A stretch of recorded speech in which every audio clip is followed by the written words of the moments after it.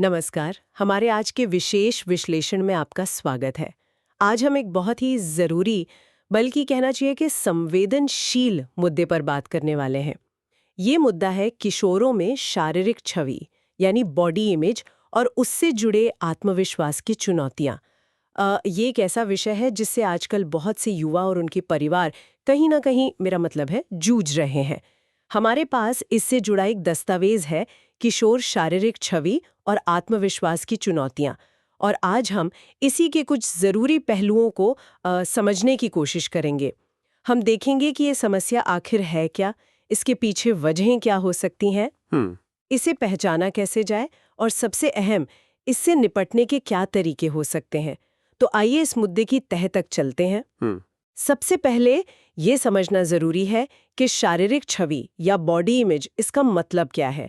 सीधे शब्दों में कहें तो ये हमारे अपने शरीर को देखने का नजरिया है। हम उसके बारे में कैसा महसूस करते हैं, क्या सोचते हैं। और किशोर अवस्था, जब शरीर में इतने सारे बदलाव, वो भी इतनी तेजी से हो रहे होते, तब ये नजरिया बहुत मायने रखता है ना। बिल्कुल, बहुत अहम हो जाता है इस उम्र में। तो ये खराब शारीरिक छवि या पुअर बॉडी इमेज, ये कब होती है? मतलब जब कोई अपने शरीर को लेकर नेगेटिव सोचता है। हाँ, नेगेटिव सोचता है या फिर जो समाज के स्टैंडर्ड्स हैं या दोस्तों के, उनसे तुलना करता है उनके साथ तुलना लगातार। करता है, बिल्कुल। और ये सिर्फ एक एहसास या सोच तक ही सीमित नहीं रहता। अच्छा। हाँ, इसका असर बहुत गहरा हो सकता है, जैसे आत्मविश्वास का कम हो जाना, हम्म। दोस्तों से या समाज से कटा हुआ महसूस करना, बेचैनी और चिंता का बढ़ना, ये सब इसके नतीजे हो सकते हैं। अक्सर देखा जाता है कि बच्चे खेल कूद या ऐसी एक्टिविटीज से दूर भागने लगते हैं हाँ, जिनमें उनका शरीर सबके सामने आता है, क्योंकि उन्हें लगता है कि वो सही नहीं दिखते, बहुत मोटे हैं, बहुत पतले हैं या फिट नहीं हैं। तो ये जो अपने शरीर को लेकर असंतोष है ना, हम्म। ये उनके मानसिक और सामाजिक विकास में एक रुकावट बन जाता है। रुकावट? किस तरह की रुकावट? मतलब वो पूरी तरह खुल नहीं पाते, अपनी क्षमता का पूरा इस्तेमाल नहीं कर पाते। तो फिर सवाल उठता है कि आखिर ऐसा होता क्यों है, ये भावनाएं आती कहाँ से हैं? जाहिर है इसके कई पहलू होंगे। हाँ, कई पहलू हैं। शायद सबसे पहले जिसकी बात होनी चाहिए वो है हमारे आसपास का माहौल, समाज और खासकर मीडिया का असर। हाँ, ये बहुत बड़ा फैक्टर है। यहाँ चीजें वाकई सोचने वाली हैं। जरा सोशल मीडिया फीड्स या विज्ञापनों को देखें। उनमें अक्सर फिटनेस और सुंदरता के ऐसे स्टैंडर्ड दिखाए जाते हैं जो ज्यादातर किशोरों के लिए असलियत से बहुत दूर होते हैं। बिल्कुल अवास्तविक। फिर सेलिब्रिटी कल्चर है, जो एक खास तरह की बॉडी टाइप को ही कामयाबी और आकर्षण से जोड़ देता है। और आज का तो डिजिटल दुनिया में दोस्तों या अनजान लोगों से भी अपनी तुलना करना इतना आसान हो गया है, जो असुरक्षा की भावना को और हवा देता है। ये तुलना आजकल बहुत आम हो गई है ना? हाँ, बहुत ज्यादा। और ये बाहरी दबाव एक तरह से हमारी अंदरूनी सोच को भी प्रभावित करता है। यहीं पर वो बंडूरा का सामाजिक तुलना सिद्धांत, मतलब सोशल कंपैरिजन थियरी, उसे समझना जरूरी हो जाता है। अच्छा, वो क्या कहता है? ये सिद्धांत बताता है कि हम इंसान, खासकर किशोर, अक्सर दूसरों को देखकर खुद को आंकते हैं, अपनी कीमत तय करते हैं। ओह। जब वो सोशल मीडिया पर परफेक्ट दिखने वाली तस्वीरें देखते हैं तो उन्हें लगता है कि शायद उनमें ही कोई कमी है। ये तुलना सिर्फ बाहरी नहीं रहती, ये मन में बैठ जाती है। मतलब ये सिर्फ बाहर से दिखने वाला दबाव नहीं है, बल्कि अंदरूनी कारक भी इसमें शामिल हैं। बिल्कुल, मनोवैज्ञानिक कारक भी बहुत अहम है। देखिए, जिन किशोरों का आत्मसम्मान पहले से ही कमजोर होता है या जो खुद की बहुत ज्यादा आलोचना करते रहते हैं, हाँ। वो इन बाहरी संदेशों से ज्यादा प्रभावित होते हैं। उनमें हर चीज में परफेक्ट दिखने की चाहत हो सकती है, दूसरों से लगातार तारीफ या मान्यता पाने की जरूरत महसूस हो सकती है। और अगर किसी ने कभी उनके शरीर को लेकर कोई मजाक उड़ा दिया या नकारात्मक टिप्पणी कर दी। जो कि स्कूलों में हो जाता है कई बार। हाँ, हो जाता है। तो वो बात उनके मन में घर कर जाती है और उनकी सोच को और बिगाड़ सकती है। स्कूल के माहौल की बात करें तो वहां भी दबाव कम नहीं होता। सहपाठियों का बॉडी शेमिंग करना, यानी शरीर को लेकर ताने कसना या चिढ़ाना। बहुत दुखद है, पर होता है। हाँ, दुखद रूप से काफी आम हो सकता है। दोस्तों का भी दबाव होता है कि एक खास तरह से दिखना जरूरी है। कई बार तो स्कूल यूनिफॉर्म या स्पोर्ट्स की किट को लेकर भी बच्चे शर्मिंदगी या असहज महसूस करने लगते हैं। क्या ये चीजें समस्या को और बढ़ा देती हैं? निश्चित रूप से स्कूल का माहौल इसे बहुत बढ़ा सकता है। और इसके साथ ही परिवार और हमारी संस्कृति की भी भूमिका होती है। परिवार की कैसे? कुछ परिवारों में जाने अनजाने बातों बातों में बाहरी रूप रंग पर बहुत ज्यादा जोर दिया जाता है। अच्छा। कभी कभी माता पिता बच्चों की तुलना भाई बहनों या रिश्तेदारों से कर बैठते हैं, खासकर उनके वजन या कदकाठी को लेकर। हाँ, ये तो मैंने भी देखा है। इसी तरह हमारे समाज या संस्कृति में सुंदरता के कुछ ऐसे मानक हो सकते हैं जो इंसान के गुणों या काबिलियत से ज्यादा उसके रूप रंग को महत्व देते हैं। ये सब मिलकर एक किशोर के मन पर बोझ डाल सकते हैं। और क्या हमारी रोजमर्रा की आदतें जैसे खान-पान या एक्सरसाइज भी इसमें कोई भूमिका निभाती हैं? हाँ, बिल्कुल। जीवन शैली और स्वास्थ्य आदतें भी मायने रखती हैं। मान लीजिए कोई किशोर बहुत ज्यादा जंक फूड खा रहा है या फिर जरूरत से ज्यादा डाइटिंग कर रहा है, तो दोनों ही सूरतों में वो अपने शरीर से खुश नहीं होगा। अगर कोई बिल्कुल भी फिजिकल एक्टिविटी नहीं करता, तो शरीर में वो ताजगी और एनर्जी महसूस नहीं होती, जिससे भी अपनी छवि को लेकर नकारात्मकता बढ़ सकती है। सही बात है। ना भी हमारे मूड और हमारी त्वचा या एनर्जी लेवल पर असर डालता है, जो अप्रत्यक्ष रूप से इस समस्या को बढ़ा सकता है। तो ये सब चीजें आपस में जुड़ी हुई हैं। ये तो हुई कारणों की बात। अब अगर हमें ये पहचानना हो कि कोई किशोर इस मुश्किल दौर से गुजर रहा है, तो किन बातों पर ध्यान देना चाहिए?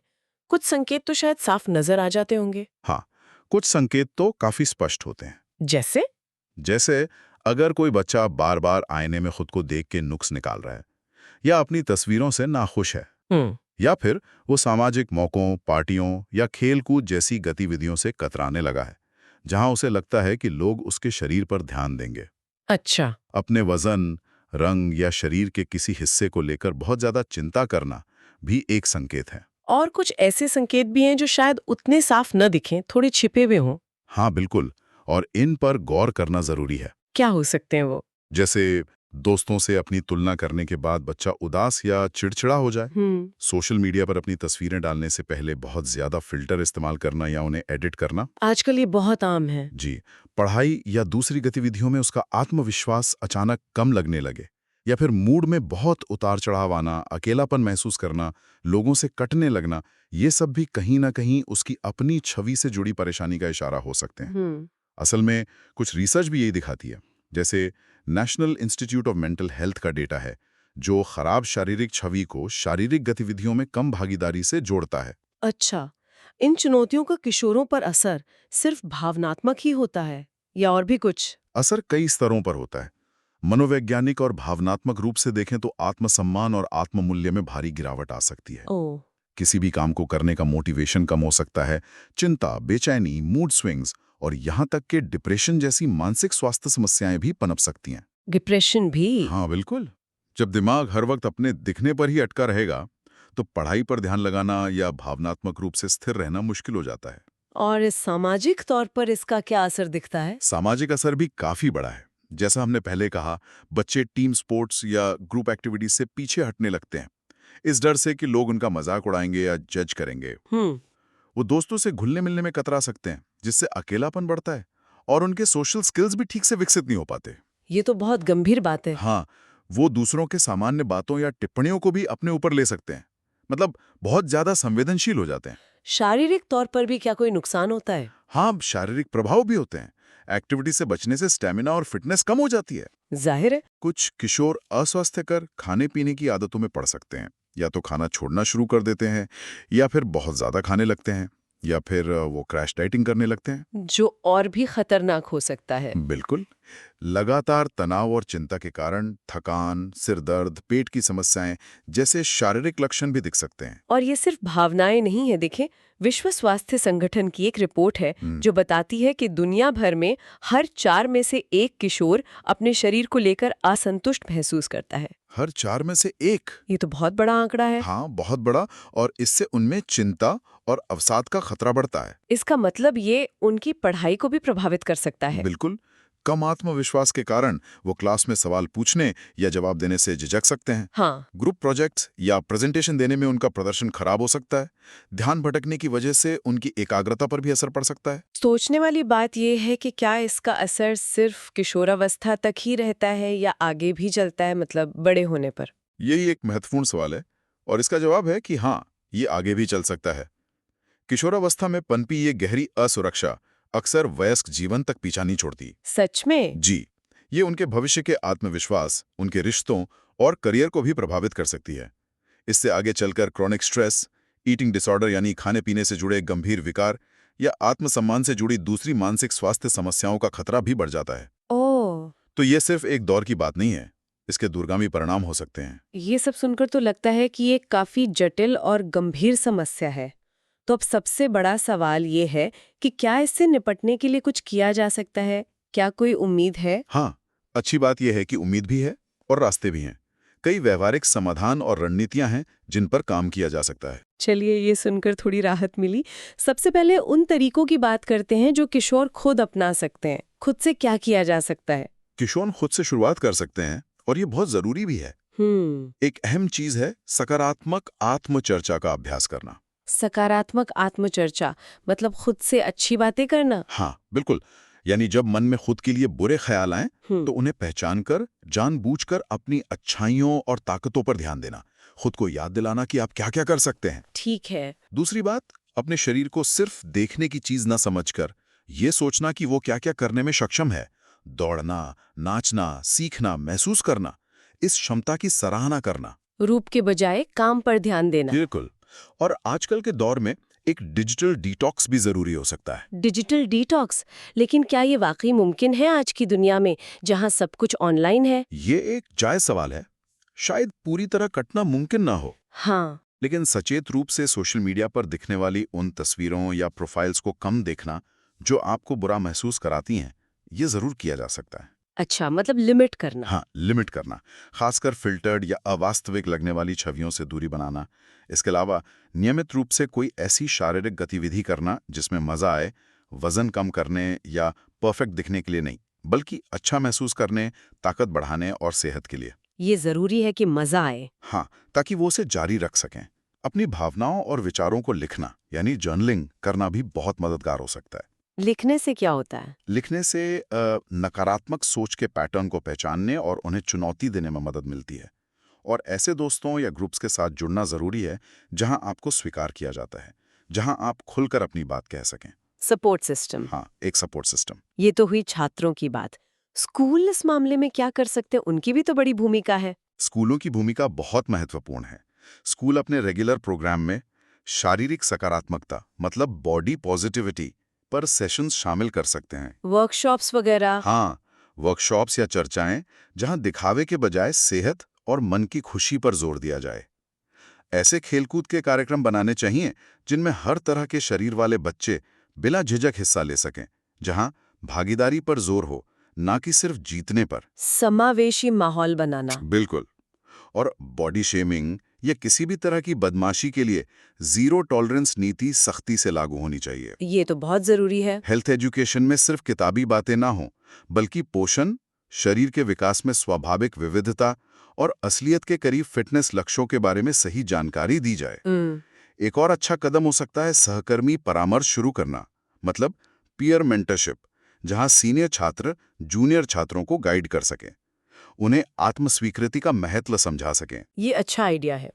और घर पर माता पिता कैसे मदद कर सकते हैं? अक्सर पेरेंट्स भी समझ नहीं पाते कि इस स्थिति में क्या करें। हाँ, माता पिता का रोल भी बहुत अहम है। सबसे पहली और जरूरी बात है बच्चों के साथ खुलकर और स्वस्थ तरीके से बात करना। कैसे?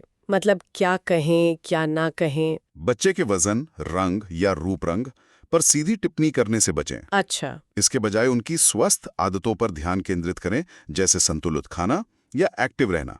घर में हेल्दी खाने को बढ़ावा दें, लेकिन खुद भी उसका पालन करें और इसे किसी बोझ की तरह ना बनाएं। खुद रोल मॉडल बने। बिल्कुल। बच्चों की उन कोशिशों और उपलब्धियों की तारीफ करें जिनका उनके दिखने से कोई लेना देना नहीं है, जैसे उनकी मेहनत, उनकी दयालुता, कोई नया हुनर सीखना। दिखावे के बजाय उनके प्रयास का जश्न मनाएं। ये बहुत अच्छी बात कही। और शायद सबसे जरूरी बात, माता पिता खुद भी अपने शरीर और अपनी क्षमताओं को लेकर सकारात्मक रवैया रखें। जब बच्चे देखते हैं कि उनके पेरेंट्स खुद को स्वीकार करते हैं और अपना सम्मान करते हैं, तो वो भी वैसा ही सीखते हैं। ये बात तो है। और अगर लगता है कि समस्या ज्यादा गहरी है और इन तरीकों से बात नहीं बन रही, तो पेशेवर मदद लेने से भी हिचकाना नहीं चाहिए, प्रोफेशनल हेल्प, जैसे काउंसलर या थेरेपिस्ट। बिल्कुल। कभी कभी प्रोफेशनल हेल्प जरूरी हो जाती है। मनोवैज्ञानिक परामर्श या थेरेपी बहुत कारगर हो सकती है। इसमें कुछ तकनीकें इस्तेमाल होती हैं, जैसे संज्ञानात्मक पुनर्गठन, कॉग्निटिव रीस्ट्रक्चरिंग कहते हैं इसे। ये क्या होता है? ये सुनने में शायद मुश्किल लगे, पर इसका मतलब है अपने मन में आने वाले नकारात्मक और गलत विचारों को पहचानना, उन्हें चुनौती देना और उनकी जगह ज्यादा संतुलित और सकारात्मक सोच लाना। ये कुछ ऐसा है जैसे अपने दिमाग के झूठ पकड़ना और उन्हें सच्चाई से बदलना। अच्छा, विचारों को बदलना। हाँ, माइंडफुलनेस यानी सचेतनता के अभ्यास जैसे ध्यान या गहरी सांस लेना भी आत्म जागरूकता बढ़ाने और तनाव कम करने में मदद करते हैं। इसके अलावा सहायता समूह यानी सपोर्ट ग्रुप्स भी बहुत फायदेमंद हो सकते हैं, जहां किशोर अपनी जैसी समस्याओं से जूझ रहे दूसरे लोगों से मिल सकते हैं, अपने अनुभव बांट सकते हैं और ये महसूस कर सकते हैं कि वो अकेले नहीं हैं। हाँ, ये जानना कि और भी लोग ऐसा महसूस करते हैं काफी मददगार हो सकता है। निश्चित रूप से। हमारे स्रोत दस्तावेज में कुछ सेल्फ हेल्प टूल्स का भी जिक्र है, स्टूडेंट ग्रोथ टूलकिट के नाम से। इसमें आत्मसम्मान जांचने के तरीके, लिखने के लिए कुछ प्रॉम्प्ट्स जैसे दिखावे से बढ़कर ताकत, हाँ, ये बहुत उपयोगी हो सकते हैं। सोचने के लिए कुछ सवाल और रोज दोहराने के लिए सकारात्मक वाक्य मतलब एफर्मेशंस शामिल हैं। ये भी खुद पर काम करने में मददगार हो सकते हैं। बिल्कुल। अंत में सबसे ज़रूरी बात जो हम सबको याद रखनी है, वो ये है कि किसी भी छात्र, किसी भी इंसान का मूल्य उसकी बाहरी शक्ल सूरत से कहीं ज़्यादा है। असली कीमत उसके नज़रिए, उसकी दयालुता, उसकी कोशिशों और उसकी क्षमताओं में है। सच्चा आत्मविश्वास बाहर से कैसा दिखते हैं, इससे नहीं आता, वो अंदर से आता है। खुद को स्वीकार करने से, अपनी अनूठी पहचान और योगदान को महत्व देने से। सही कहा। स्कूल, परिवार, हम सब मिलकर इस सोच को बदलने में मदद कर सकते हैं। कहानी को कोई कैसा दिखता है से कोई कौन है की तरफ ले जाने में। और जब किशोर अपने शरीर को सकारात्मक नजरिए से देखना सीखते हैं और आत्मविश्वास हासिल करते हैं, तो वो सिर्फ अपनी शारीरिक सीमाओं को ही नहीं तोड़ते, बल्कि भावनात्मक रूप से भी ज्यादा मजबूत बनते हैं। हाँ, उनका लचीलापन बढ़ता है। हाँ, लचीलापन बढ़ता है। ये उनके पूरी तरह से विकसित होने और खुश रहने का रास्ता खोलता है। बिल्कुल। इस पूरी चर्चा के बाद एक सवाल हमारे सोचने के लिए रह जाता है। हम सब अपने रोजमर्रा के जीवन में, अपनी बातचीत में, अपने इस्तेमाल किए जाने वाले मीडिया में शरीर की स्वीकृति और इंसान के आंतरिक मूल्य को बढ़ावा देने वाली संस्कृति को और सक्रिय रूप से कैसे बना सकते हैं? ये एक सोचने वाली बात है।